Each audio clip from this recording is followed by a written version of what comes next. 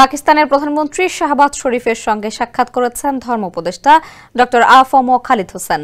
বৃহস্পতিবার পাকিস্তানের ইসলামাবাদে পিএম হাউসে সে দেশের প্রধানমন্ত্রীর সঙ্গে সাক্ষাৎ করেন উপদেষ্টা।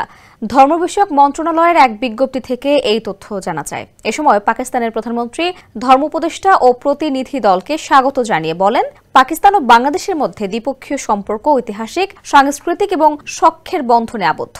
এ সম্পর্ক আগামী দিনগুলোতে আরও জোরদার হবে। এ সময় বাংলাদেশের প্রধান উপদেষ্টা ড মোহাম্মদ ইউনূসের একটি চিঠি পাকিস্তানের প্রধানমন্ত্রীর হাতে তুলে দেন ধর্ম উপদেষ্টা।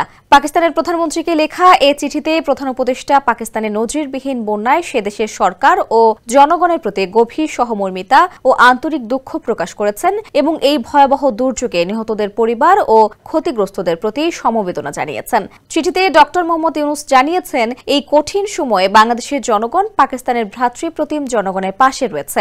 আমরা দৃঢ়ভাবে বিশ্বাস করি, আপনার সুদক্ষ নেতৃত্বে পাকিস্তানের জনগণ তাদের অসাধারণ ধৈর্য ও সহনশীলতার মাধ্যমে এই চ্যালেঞ্জ অতিক্রম করবে। এছাড়া প্রয়োজনে ত্রাণ ও পুনর্বাসন কার্যক্রমে বাংলাদেশ সর্বাত্মক সহযোগিতা ও সহায়তা প্রদানে প্রস্তুত রয়েছে বলেও জানিয়েছেন প্রধান উপদেষ্টা।